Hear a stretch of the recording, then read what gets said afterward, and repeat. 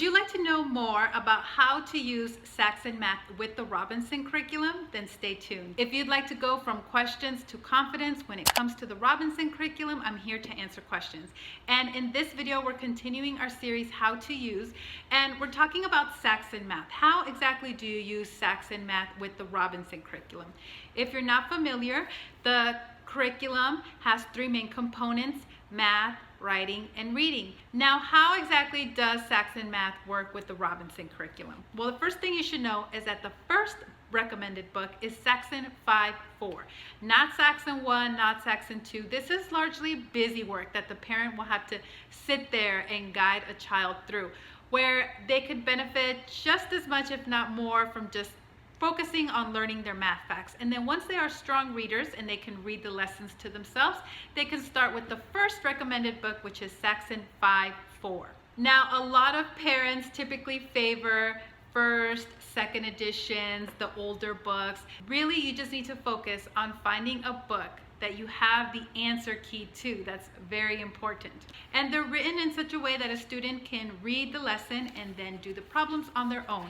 And so how it works is that the student reads the chapter on their own and then they complete the problem set. And that's it. And after that, they just check their work with the answer key, mark down how many they got right, wrong, and then fix their errors. So a couple of suggestions that I find helpful are using the RC Weekly Assignment Record. And the first part here is math, and so it's 6 days because the Robinson curriculum schedule recommends 6 days a week. And so you do and so you write down the lesson number, the completed problems, the number of errors corrected, and then from what time to what time it took you.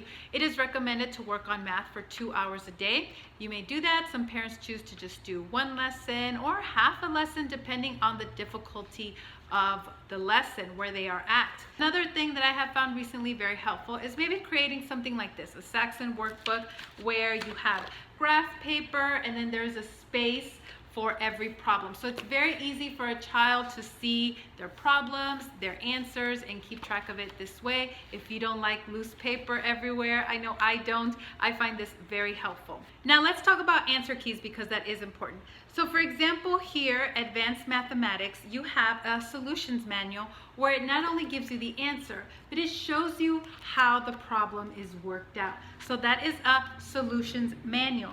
Now for the earlier books, for example, Saxon 5.4, you might find a homeschool packet. And the homeschool packet is the test solutions and the problem set answers. And these do not show you how the problem is worked out, just the answers. So that is the homeschool packet, or you might just find the answer key depending on your edition, depending on your set. Here we have for Math 8.7, the homeschool packet, again, that has the test answers and the problem set answers. Here we have a Saxon 6.5, just the test form. So you want to be careful when you're at different homeschool resource stores or curriculum fairs. You want to be very careful that you don't pick up just something like this, test forms, and you think, oh, this is the answer key.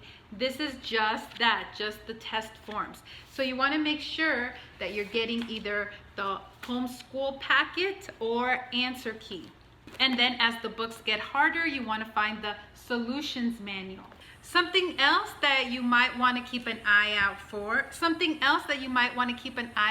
that I find really helpful is, for example, here is the first edition of 8.7, and as you can see, it's just the problems. However, if we look on the second edition of Math 8.7, you will find that next to each problem is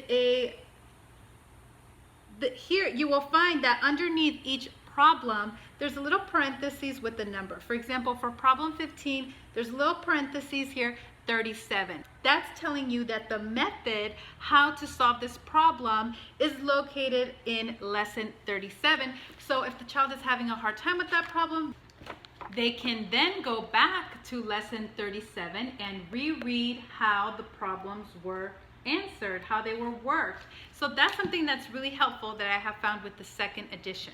Another suggestion that you might find helpful is to buy a teacher's edition, because that way the answers are already in the back. So you don't have to worry about finding that separate answer key, solutions manual, and the answers are right here. However, it is just the answers in the back of a teacher's edition. It's not showing you how the problem is worked out. So if you want just the answers, you don't want your kids to see how the problem is worked out, then a teacher's edition is great for that. However, if you do want your students to see how the problems are worked out, then you're going to need the solutions manual. And so that's it. Make sure that whatever edition you buy, you find the matching answer key. That is it for this video on how to use Saxon Math with the Robinson curriculum. If you're curious about why Saxon Math, I will link a video that I did all about John Saxon and how these books came about and why they're such a great choice when it comes to homeschooling. So I will link that information in a card.